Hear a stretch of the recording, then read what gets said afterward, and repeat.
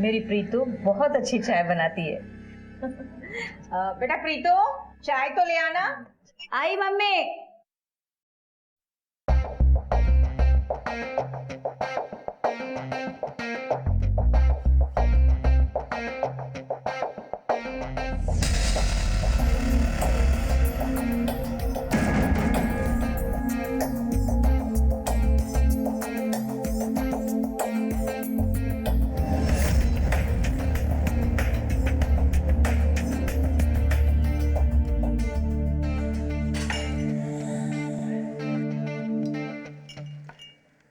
$30 या पटियाला?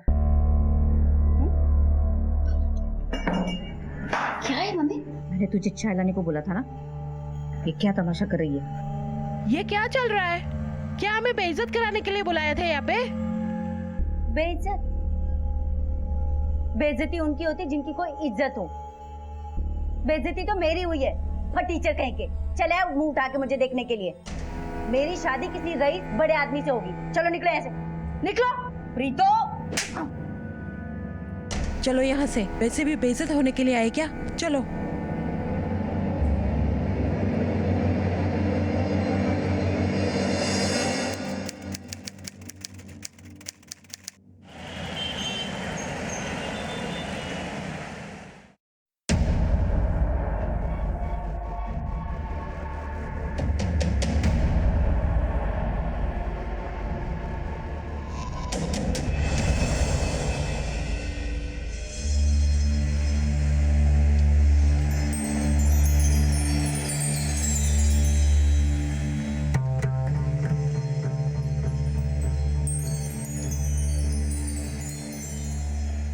एक बार नजर मार के देख तो लो, कैसी लग रही?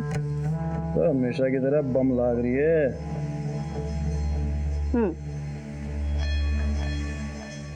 बिना देखे ऐसे कह रही बम लग रही।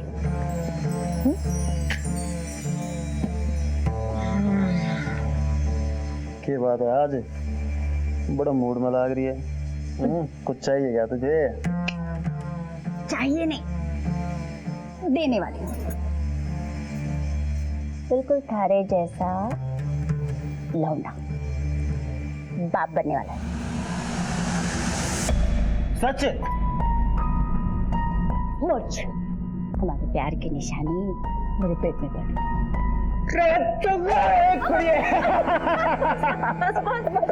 अरे खुश कर दिया। अब देखना, और सबको पार्टी दूंगा। पहले तो गैंग वालों को लड्डू खिलाऊंगा। फोन करता हूँ अभी। बस बस, ज्यादा खुश मत हो अभी, धीरे बोल। वैसे भी तुम्हारे बहुत सारे दुश्मन हैं, पिंटू पांडे। बात तो सही कह रही है तू।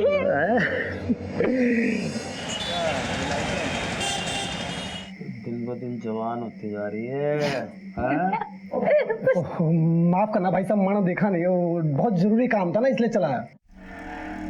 हमेशा भाई के हालचाल पूछने आते हो, कभी भाभी के भी पूछ लिया करो। ऐसा कुछ ना भाभी, बस थोड़ा काम में लगा रहता हूँ। काम बोल। भाई साहब, वो गोकुल शास्त्री के गैंग वाले सुलह करना चाहते हैं। तारों के बाप को क्या मारा कि 2 दिन में औकात पता चल गई उनको? जी भाई साहब। औकात तो पता चलनी ही थी। उनके बच्चों को नया बाप जो चाहिए था, और तुमसे अच्छा बाप कहाँ से मिले? मेरे साथ रह के ना तू बड़ी समझदार होगी। चल भाई साइड नो।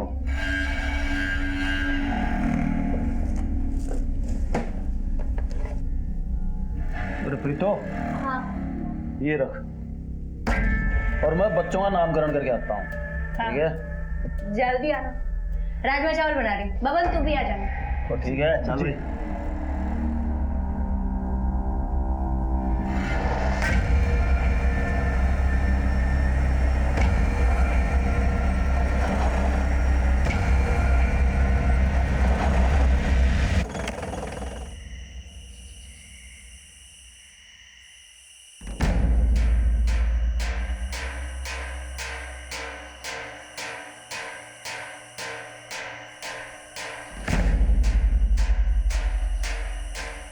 तो भाई यहाँ तो कोई नजर ही नहीं आ रहा। हाँ भाई साहब। कहाँ है तेरे गोकुल शास्त्री के आदमी? फोन लगा साड़ा को।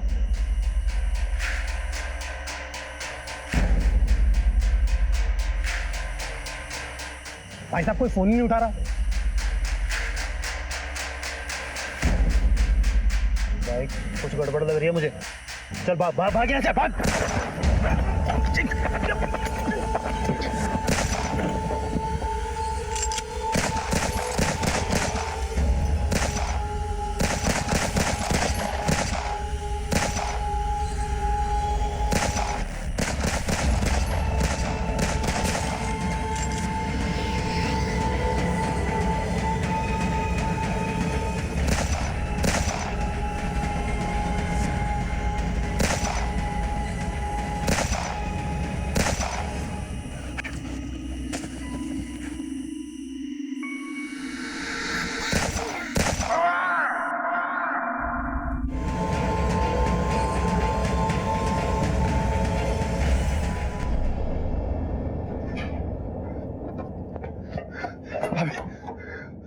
पुलिस ने पिंटू भाई को गोली मार दी। मैं बहुत मुश्किल से अपनी जान बचा के निकला हूं। किसी कमीने ने मुखबरी कर दी साहब। भाभी अभी हमें यहाँ से निकलना पड़ेगा। गोकुल के गैंग वाले हमें हर जगह ढूंढ रहे हैं और पुलिस भी कभी भी यहाँ पहुंचती होगी।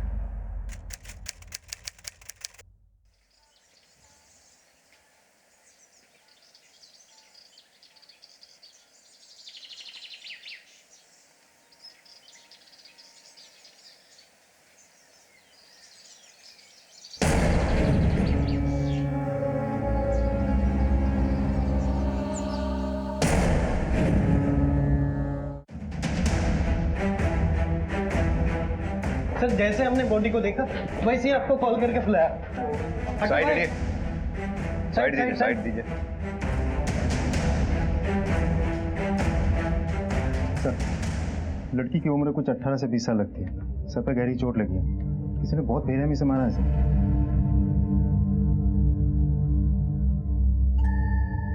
मुझे एरिया सील करवा पड़ेगा। सर ये लड़की यहीं रहती थी? जी सर, शर्मा जी की बेटी नंदनी है, फ्लैट नंबर 204 में रहती है। अच्छा, तुमने जब डेड बॉडी को लिफ्ट में देखा तो लिफ्ट में कोई और भी था या किसी को आते जाते देखा हो? नहीं सर। विजय, या तो इस लड़की के ऊपर हमला इस लिफ्ट में ही हुआ है या फिर ये हमलावर से बचने के लिए लिफ्ट की तरफ भागी है। विजय, बॉडी को पोस्टमार्टम के लिए भिजवा दो। सपन सर। लड़की की फैमिली की डिटेल्स लेके उसकी फैमिली को इन्फॉर्म कर दो। Okay sir. आओ विजय। सर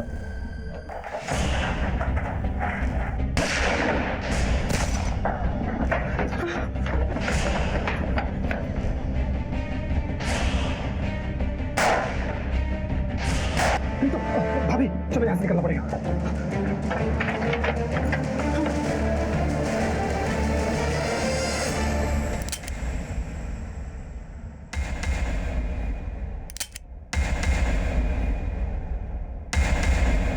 देख, अगर तूने हमें मार दिया ना तो तुझे कुछ नहीं मिलेगा, लेकिन अगर तुमने हमें जिंदा छोड़ दिया तो तुम्हें बहुत कुछ मिल सकता है। जब चाहो और जितना चाहो।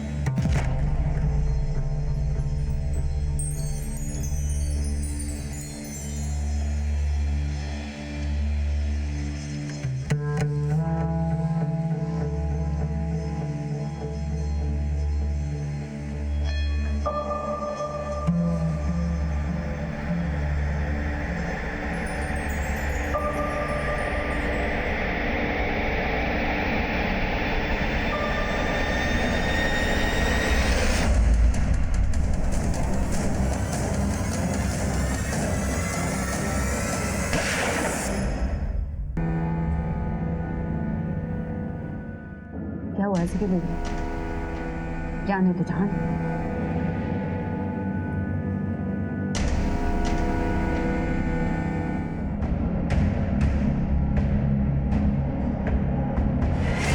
सर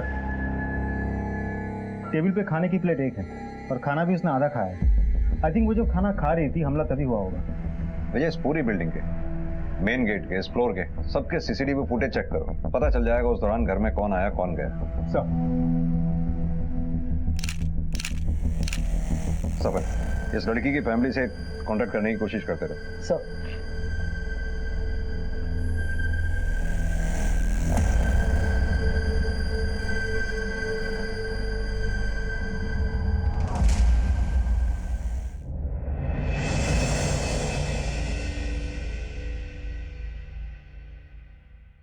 थैंक यू भाई।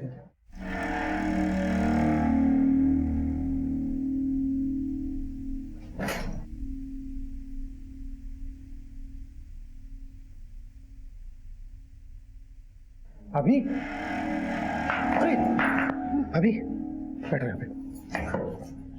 भाभी आपको घबराने की कोई जरूरत नहीं। जब तक मैं आपके साथ हूँ आपका कोई कुछ नहीं बिगाड़ पाएगा और मैं आपके साथ हमेशा रहूंगा। आप चिंता करना छोड़ दीजिए। सर उनकी फैमिली में कोई शादी थी, इसलिए शर्मा जी और उनकी मिसेस 2 दिन पहले ही रोहतक निकल गए थे। आप कब से जानते हैं इनको? नंदनी जब 3 साल की थी तब शर्मा जी यहाँ पे शिफ्ट हुए थे। ये नंदिनी के पापा काम क्या करते वो अकाउंटेंट है बिजली विभाग में। हैं? आप लोगों में से किसी ने नंदिनी के घर किसी को आते जाते देखा हो? नहीं सर। या नंदिनी की किसी से बात हुई हो? नहीं सर। सर कल रात लगभग 10 बजे नन्नी मेरे घर आई थी।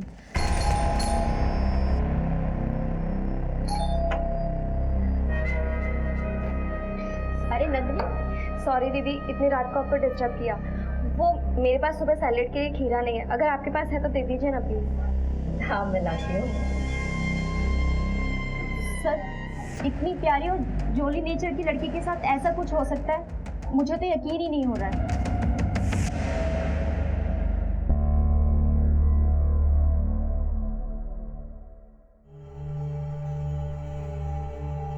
तुम्हें बहुत भूख लगी ना, ये लो।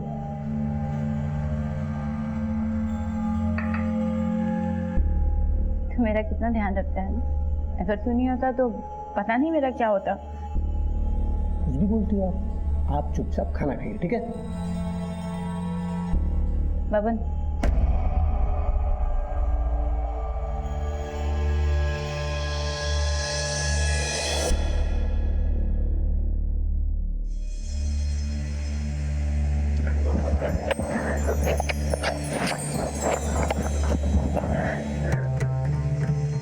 अब मैं तेरी भाभी नहीं, और मैं अच्छे से जानती हूँ तो हमेशा से मुझे पसंद करता। भाभी तो सिर्फ मजबूरी पे बोलता था, तेरे से तो मुझे हमेशा अपनी प्रीतो मानता था ना। क्या हुआ, इतना घबरा क्यों रहा? कभी मैं भी तुझे हमेशा से पसंद करती थी, पर कभी कह नहीं पाई। लेकिन आज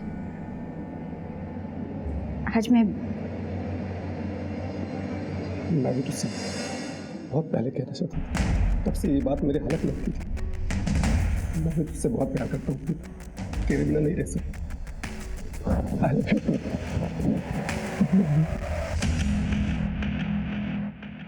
सर नंदिनी के घर के फुटेज ये देखिए सर। ये फुटेज मैंने एक बार नहीं बल्कि कई बार बहुत ध्यान से चेक किया। रात भर नंदिनी के घर पे ना कोई आया ना गया। ऐसा कैसे हो सकता है? मुझे कहीं ऐसा तो नहीं जिसे हम सीसीटीवी फुटेज में ढूंढ रहे हैं वो घर में किसी और रास्ते से अंदर घुसा हो, जैसे पाइप से चढ़ के या खिड़की के जरिए? नहीं सर, पॉसिबल ही नहीं। मैंने बहुत अच्छे से चेक किया था। हर खिड़की के बाहर ग्रिल लगी हुई है। अगर कोई पाइप चढ़ के ऊपर आ भी जाता तो ग्रिल लगे हैं, इसकी वजह से वो अंदर नहीं जा पाता। अंदर जाने के लिए एक ही दरवाजा है, वो है मेन डोर। अब सवाल ये उठता है कि वो जो कोई भी था घर में घुसा कैसे? सर नंदिनी के माँ पापा गए।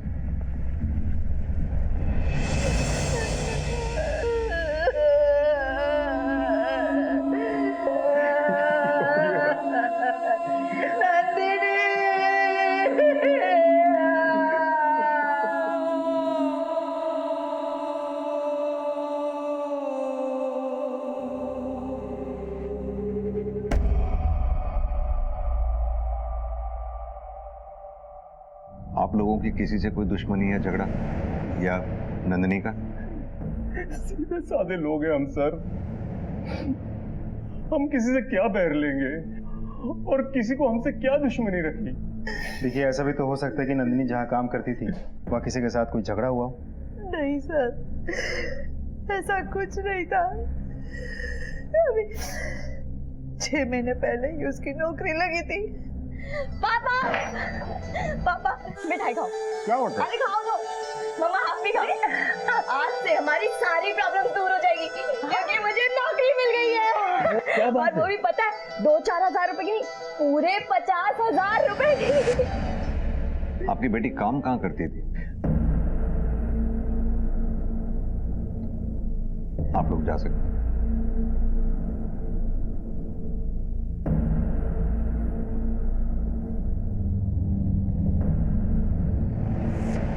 विजय, कुछ तो जरूर हुआ होगा जिस वजह से नंदिनी की जान गई, उसका इतनी बेरहमी से कत्ल हुआ।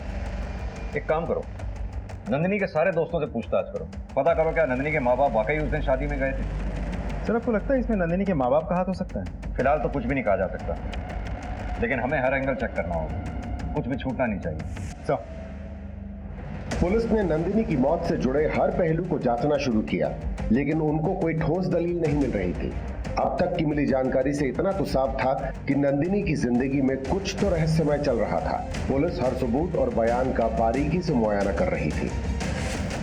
सर हमने नंदिनी के दोस्तों से, फैमिली से, आस पड़ोस वालों से पूछताछ की, लेकिन हमें ऐसा कुछ भी नहीं मिला जिससे हम किसी पे शक कर सकें। उसका किसी के साथ कोई अफेयर भी नहीं था।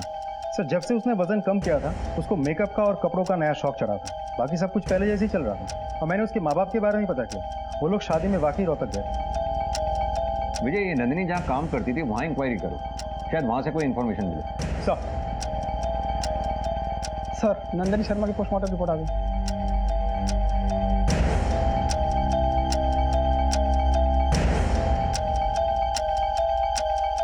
ये कैसे हो?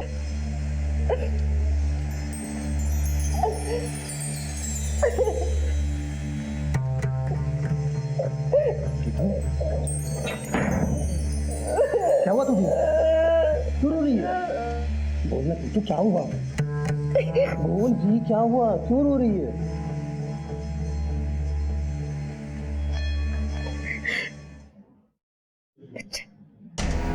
बच्चा?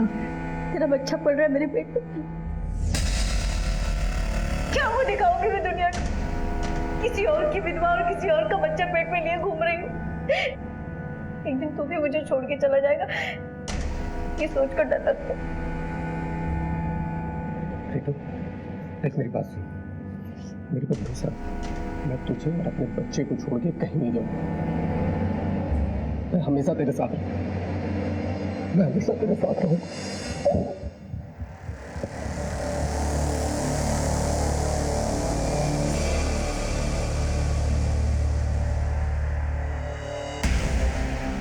हमारे प्यार की निशानी, हमारे प्यार की निशानी मेरे पेट में पड़ गई।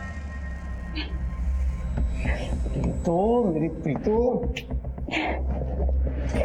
क्या डॉक्टर कोई ऐसा क्यों करेगा? और नंदिनी ऐसा क्यों करेगी? अपने आप को ऐसे घाव कोई क्यों देगा जिससे उसकी मौत हो जाए? ये देखिए सर, नंदिनी के सर पे जो चोट है और दीवार पर जो खून के धब्बों के निशान हमें मिले हैं, वो दोनों आपस में मैच करते हैं। सर बात यह है कि जो इंजरीज हैं वो मेनली फोरहेड पे हैं, जो तभी होता है जब इंसान अपना सर खुद दीवार पर मारता है, और अगर कोई अटैकर होता तो इंजरीज स्कल पर भी होते। यानी कि नंदिनी ने अपना सिर खुद दीवार से पटका। हमारी इंक्वायरी में जहाँ तक हमें पता चला है, नंदिनी ऐसी लड़की नहीं थी कि वो आत्महत्या कर ले, और ना ही उसे कोई दिमागी बीमारी थी। बिल्कुल कर सकता है सर, इन मेडिकल ड्रग्स की वजह से। जिस मात्रा में ये नंदिनी के शरीर में पाई गई हैं, उस हालत में इंसान कुछ भी कर सकता है। सर नंदिनी के माँ बाप ने हमें नंदिनी का जो विजिटिंग कार्ड दिया था वो तो फेक है। उस नाम की कोई कंपनी है ही नहीं, और उस एड्रेस पे जो बिल्डिंग का नाम लिखा था वो तो खंडर बन चुकी है। और नंदिनी ऐसा कर क्यों रही थी? अपने माँ बाप से झूठ क्यों बोल रही थी? उसका तो कोई अफेयर भी नहीं था जिसे छुपाने के लिए वो ऐसा करे। क्या नंदिनी दोहरी जिंदगी जी रही थी? विजय काम करो, इस नंदिनी की सारी इंफॉर्मेशन निकालो, कहाँ जाती थी, किससे मिलती थी, अकाउंट डिटेल्स वगैरह वगैरह। मुझे लगता है कहीं कुछ ऐसा है जो अभी तक हमारे सामने नहीं आया। नंदिनी को कोई नशे की लत नहीं थी सर, आप उसे बदनाम कर रहे हो। देखिए हम उसे बदनाम नहीं कर रहे, ये नंदिनी की पोस्टमार्टम रिपोर्ट है, जिससे साफ साफ जाहिर होता है कि नंदिनी के शरीर में भारी मात्रा में ड्रग्स मिले। देखिए बच्चे जब बड़े हो जाते हैं, बहुत सी बातें अपने माँ बाप से छुपाने लगते हैं। हो सकता है नंदिनी ने ये नशे की बात भी आप लोगों से छुपाई हो, जिसकी वजह से उसकी जान गई। अब हमें पता ये करना है कि नंदिनी को ये मेडिकल ड्रग्स कहाँ से मिले जिनकी उसे लत लगी थी। और तो और नंदिनी के ऑफिस का जो आपने विजिटिंग कार्ड हमें दिया था, उसका एड्रेस भी फेक है, ना तो उस नाम की कोई कंपनी और ना ही कोई बिल्डिंग। आपको जरूर कुछ गलतफहमी हुई है। वो भला ऐसा क्यों करेगी? नंदिनी का किसी बीमारी का इलाज चल रहा था इन दिनों? नहीं सर, इलाज तो नहीं, पर हाँ वजन घटाने के लिए उसने स्लिमिंग क्लिनिक ज्वाइन किया था।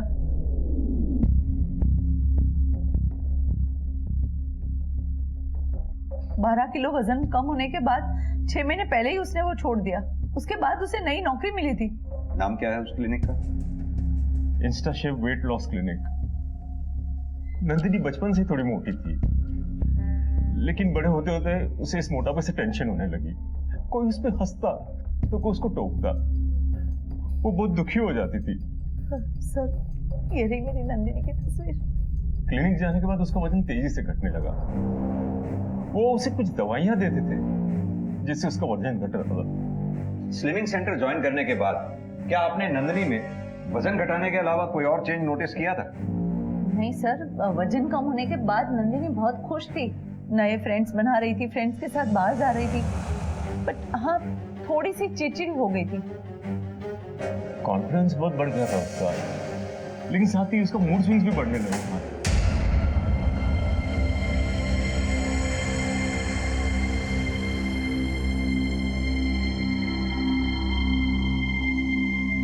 नंदिनी, क्या बात है बेटा? चुपचाप बैठो अकेले यहाँ। कोई परेशानी हो तो अपने पापा को बताओ। नंदिनी, मेरे चुप बैठने का मतलब ये बिल्कुल नहीं है कि मैं परेशान हूँ। अरे 2 मिनट शांति से बैठने दो ना मुझे कोई।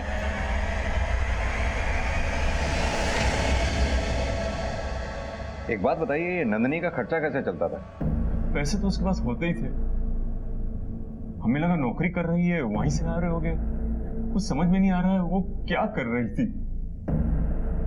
भाई भाई ठाकुर ने फ्लाईओवर के पास बुलाया और बुलाया अकेले आने। रुक मैं हूँ,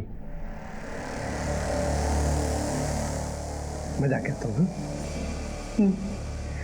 अपना ध्यान रखना और संभाल कर जाना। तू घबरा मत, पुलिस को पता भी नहीं कि हम कर रहे हैं, ठीक है? सर, नंदिनी के कॉल रिकॉर्ड के हिसाब से उसके बारे में खास कुछ पता नहीं चला, लेकिन उसके मोबाइल लोकेशन से हमें ये इन्फॉर्मेशन मिली है कि वो गुरुग्राम के सेक्टर 48 में अक्सर आ जाया करती थी, वो भी उस टाइमिंग पे जब उसके माँ बाप के हिसाब से वो जॉब पर होती थी। वहाँ ऐसा क्या था? Slimming clinic. कोर्स पूरा होने के बाद नंदी शर्मा इस एरिया में क्यों जाया करती थी? ये स्लिमिंग क्लिनिक का क्या राज है? सर इस क्लिनिक के बारे में खास कुछ तो पता नहीं चला, लेकिन इतना पता चला है कि ये कंपनी 5 साल पुरानी है और दिल्ली एनसीआर में कुल मिला के 12 ब्रांचेस हैं और सारे के सारे ब्रांचेस बहुत अच्छा बिजनेस कर रही है। और हाँ सर, नंदिनी शर्मा के फाइनेंशियल डिटेल्स। सर इसके हिसाब से नंदिनी की कोई फिक्स सैलरी नहीं थी, लेकिन फिर भी हर महीने 40 से 60 हज़ार रुपये कैश उसके अकाउंट में डिपॉजिट हो जाते थे। विजय, होना हो इस नंदिनी शर्मा का कोई ना कोई राज इस स्लिमिंग क्लिनिक से जुड़ा होता है।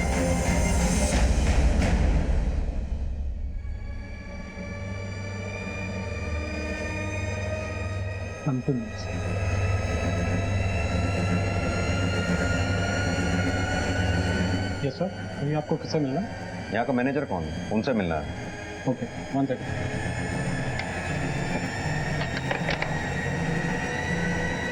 तुम ये रुको।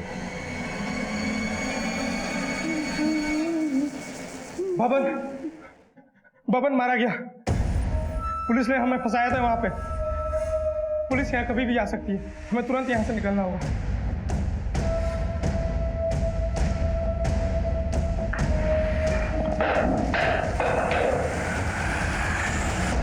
क्या दिक्कत है तेरी? क्या चाहता है तू? क्यों मुझे चैन से नहीं जीने देता? जब भी खुश होती हूँ, जब भी कुछ अच्छा होता है, सब खत्म कर देता है। मुझे जीने का हक नहीं है क्या? क्यों मुझे चैन से नहीं जीने देता?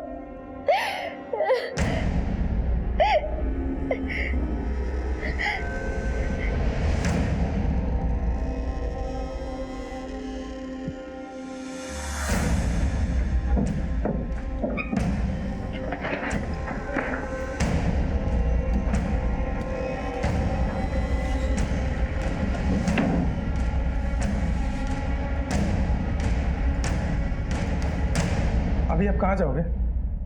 पता नहीं, लेकिन पुलिस के हाथ नहीं आऊंगी। खुद को इतना मजबूत, इतना ताकतवर बनाऊंगी कि पुलिस मेरे आगे पीछे घूमे और कभी टकराए भी ना तो मैडम कह के बुलाए।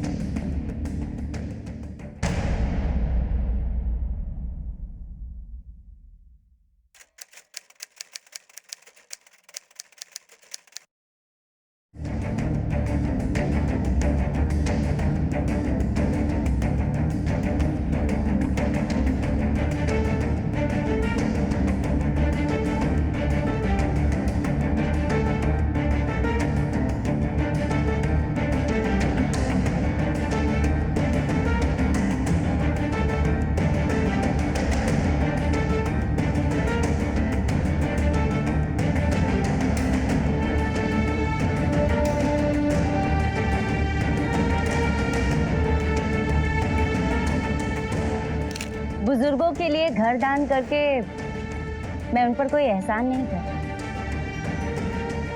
बल्कि मालिक ने मुझे जो दिया है वही मैं दूसरों को दे रही हूँ। ये वृद्धाश्रम मैंने अपनी माँ की याद में बनवाया।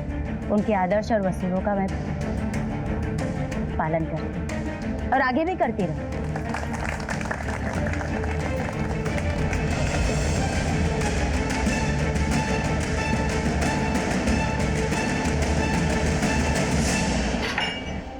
अमन या पटियाला, हमारे प्यार की निशानी मेरे पेट में। ये रख, और मैं बच्चों का नामकरण करके आता हूँ। पुलिस ने पिंटू भाई को गोली मार दी। मैं तुझसे बहुत प्यार करता हूँ।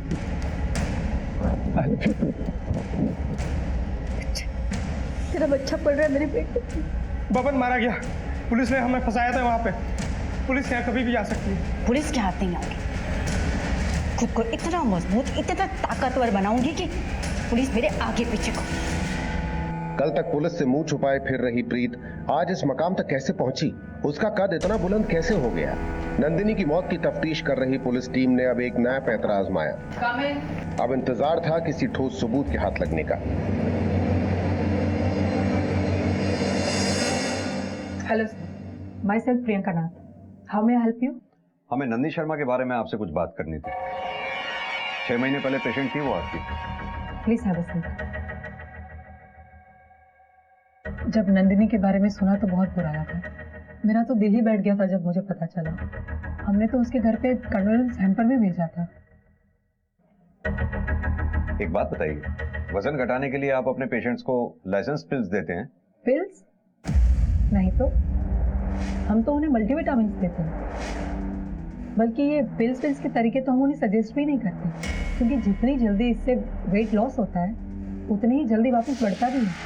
हम एकदम साइंटिफिक तरीके से ट्रीटमेंट करते हैं। आइए मैं आपको दिखाता हूँ।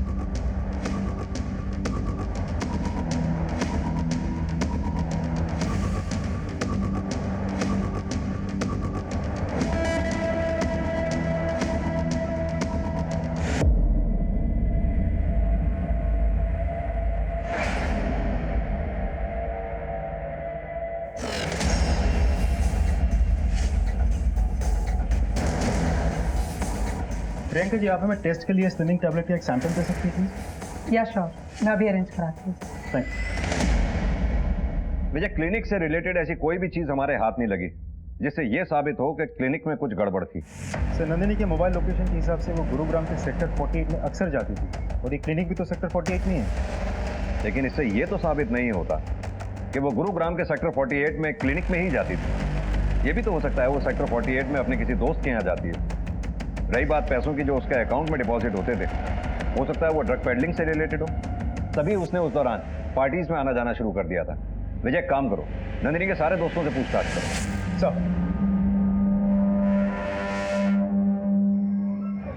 हो जाएगा सर जी, हो जाएगा, बिल्कुल हो जाएगा। आप बोलिए तब। चलो खाना खा लो बच्चा। नहीं, थोड़ा मोबाइल खाना खा लो। नहीं जाऊंगा। दिव्या, क्या बदतमीजी है ये? हाँ, दोबारा किसी लड़की या आंटी से ऐसे बात की ना तो खाल खींच लूंगी। सॉरी बोलो आंटी को। सॉरी। जाओ खाना खाने, जाओ।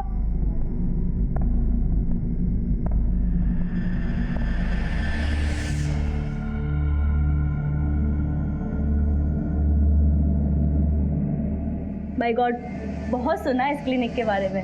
मेरा वजन भी कम हो जाएगा ना?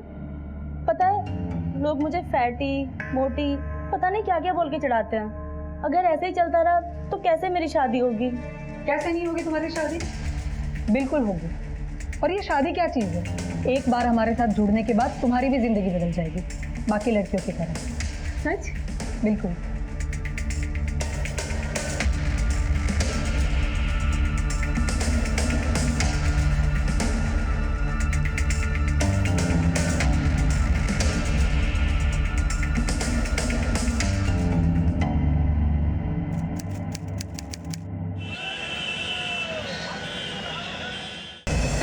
दरवाजा खोलो, खोलो, मुझे जाने दो, मुझे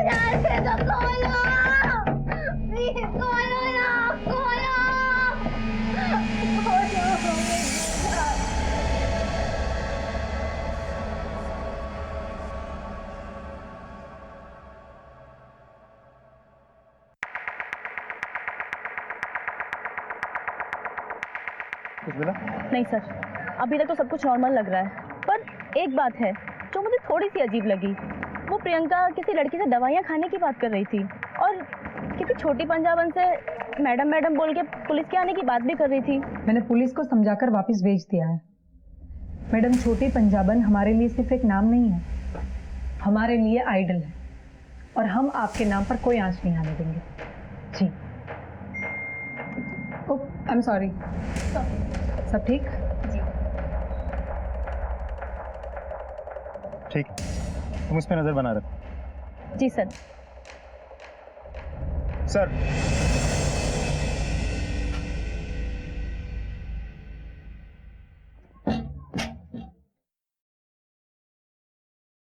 लो खाना खा लो।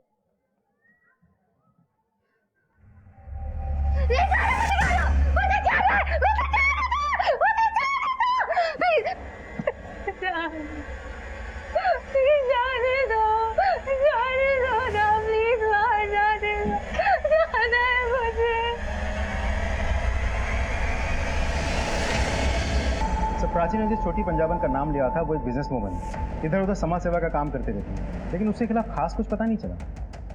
विजय, भूतों का भी पास्ट होता है, ये तो फिर भी एक इंसान है। इस छोटी पंजाबन का कोई तो बैकग्राउंड होगा। सर, इस छोटी पंजाबन के बारे में सिर्फ इतना पता चला कि कुछ साल पहले रोहतक पुलिस इसे ढूंढ रही थी। कुछ पेंडिंग केसेस थे इसके खिलाफ, लेकिन कभी ढूंढ नहीं पाए। सर, ये भी पता चला कि ये case inspector Alok Sharma investigate कर रहे थे, लेकिन ये माना जाता है कि दबाव की वजह से ये केस वो सॉल्व नहीं कर पाए। ये इंस्पेक्टर आलोक शर्मा से कांटेक्ट करो। सर। क्या छोटी गैंगस्टर थी? हाँ, शुरू से ही सस्पेक्ट थी, लेकिन उसके खिलाफ कभी कोई सबूत नहीं मिला और जब तक ये केस आगे बढ़ता वो कहीं अंडरग्राउंड थी। उसे काफी टाइम के बाद मैंने एक बार न्यूज़पेपर में उसकी फोटो देखी, अच्छा खासा नाम बड़ा करके वो सामने आई। मैंने उस वक्त भी उसकी फाइल रीओपन करने की कोशिश की, लेकिन कोई फायदा नहीं। बड़ा कद हो गया उसका, ऊपर के लोगों की पहचान है उसकी। तब तो इस छोटी पे हाथ डालना और भी मुश्किल होगा। उसके खिलाफ कहीं कुछ सबूत नहीं। जहां तक मैं समझता हूं कि अगर वो स्लिमिंग क्लिनिक में इन्वॉल्व है तो कुछ ना कुछ गोरख धंधा जरूर चल रहा है, लेकिन फिर भी उस तक पहुंचने के लिए हमें सबूत तो चाहिए। अगर छोटी ने अपना नाम और पहचान इलीगल तरीके से बदली है तो ये भी एक क्राइम है, और ये बात अगर हम साबित कर पाए तो उस तक पहुंचा जा सकता है। एक इंसान है जो हमारी मदद कर सकता है, आप उसे लेके जाइए, सब सच सामने आ जाएगा।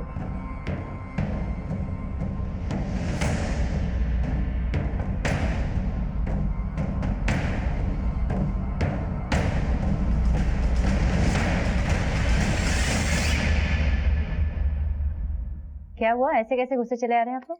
आपसे कुछ बात करनी थी। पर मुझे कोई बात नहीं करनी?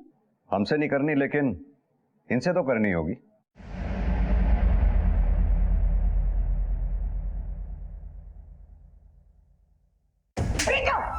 ये क्या तमाशा कर रही है? मेरी शादी किसी रईस बड़े आदमी से होगी।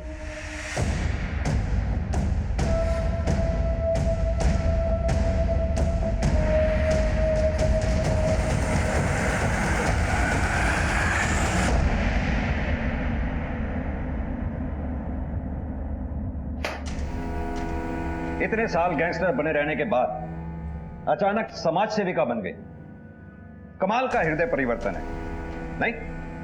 पहले पिंटो के साथ, फिर बब्बन के साथ, फिर अचानक अंडरग्राउंड। अब इतने सालों बाद गुरुग्राम में समाज सेविका और बिजनेस वुमन बनकर बाहर आई।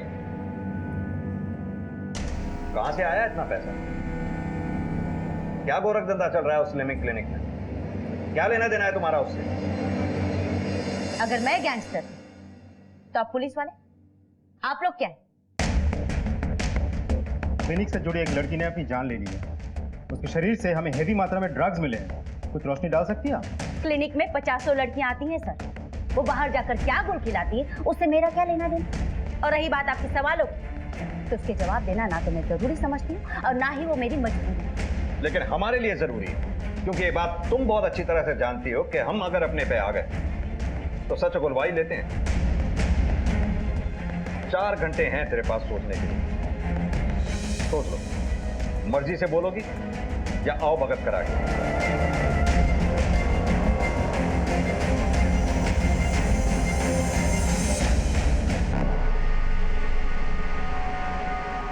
कर रही हो तुम यहाँ? कुछ नहीं मैम, वो किसे पूछकर तुम मेरे कैबिन में आई? और ये लैपटॉप में क्या कर रही थी तुम? और वो क्या छुपा रही हो? यहाँ दो।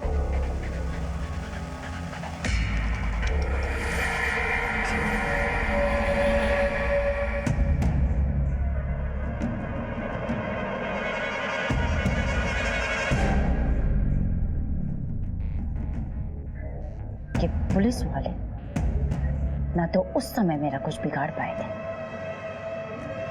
ना अब बिगाड़ पाएंगे।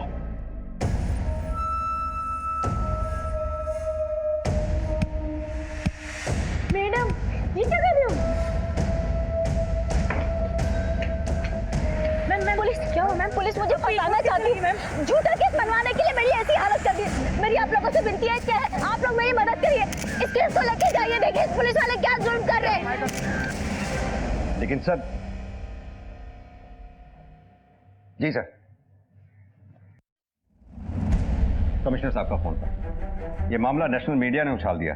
ये छोटी पंजाबन बहुत चालू चीज निकली, गेम खेल गई हमारे साथ। अब इसे छोड़ने के अलावा हमारे पास कोई चारा भी नहीं है। सर बाहर पूरी मीडिया जमा है, वो लोग इस केस को ऐसे दिखा रहे हैं जैसे कि गलती हमारी हो, और प्राची को भी क्लिनिक से निकाल दिया गया है।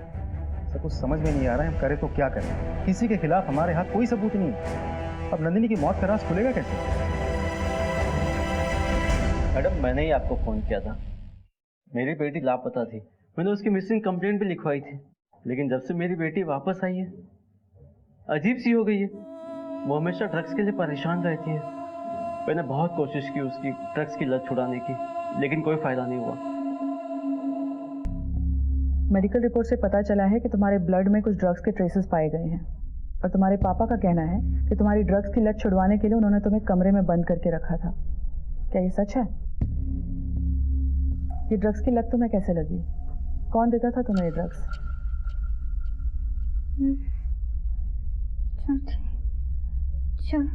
छोटी पंजाबन। छोटी पंजाबन? ये नाम कुछ सुना सुना लग रहा है। हाँ याद आया, हाल ही में मीडिया में उसके बारे में सुना था। गुरुग्राम केस में उसका नाम सामने आया था। तुरंत गुरुग्राम पुलिस को इन्फॉर्म करो। ठीक है, बताना मुझे। सर लखनऊ पुलिस को एक लड़की मिली है जिसका कनेक्शन छोटी पंजाबन से है।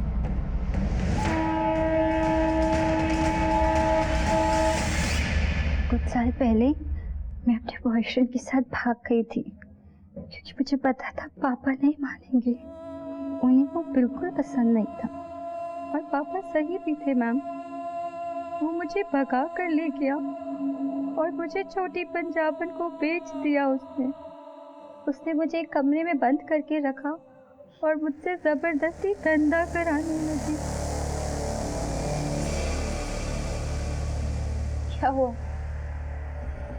अरे पगली, तुझे मालूम नहीं, इस धंधे में ना पैसा ही पैसा है।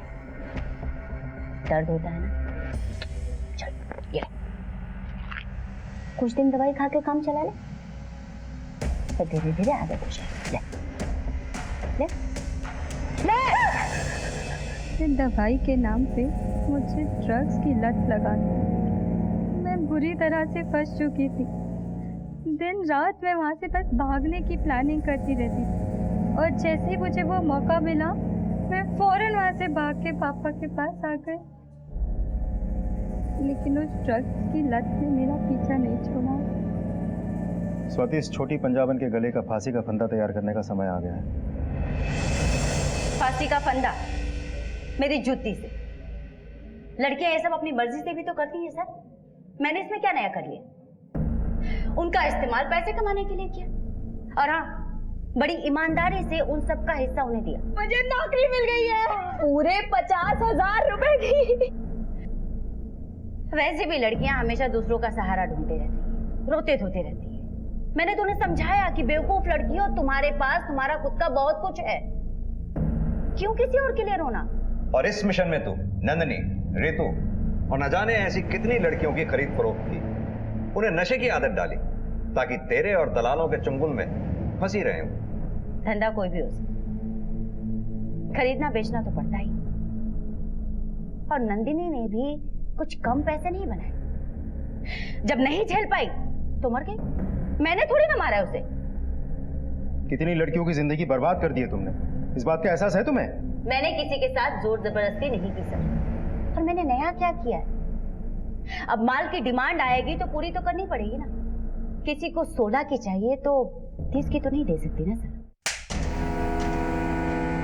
अब जिस फ्लो से अब तक इतनी बातें कही हैं, उसी फ्लो में सच भी बोल दे, वरना इसका हाथ अगर अपने फ्लो में चला तो कोई भी ड्रग तेरा दर्द कम नहीं कर पाएगी। पिंटू की डायरी से मुझे बहुत से बड़े बड़े नेताओं और बिजनेसमैन के बहुत सारे छिपे हुए राज। मैंने उन्हें धमकाकर अपने लिए एक नया नाम और पैसा इकट्ठा किया। जगह जगह पर मेरी क्लिनिक चलती है सर। बहुत सी लड़कियां आती जाती हैं,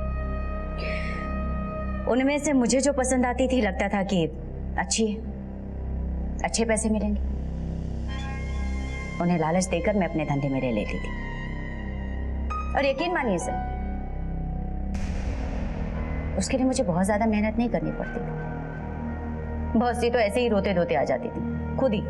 अच्छा हुआ तूने खुद सच बोल दिया। अब तेरे उन्हीं आकाओं को तेरे साथ यहीं सलाखों के पीछे बंद करेंगे।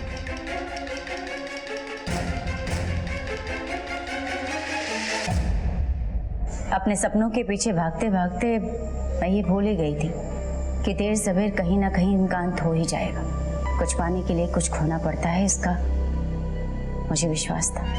लेकिन आज ये एहसास हुआ कि कुछ पाने के लिए मैंने अपना सब कुछ खो दिया।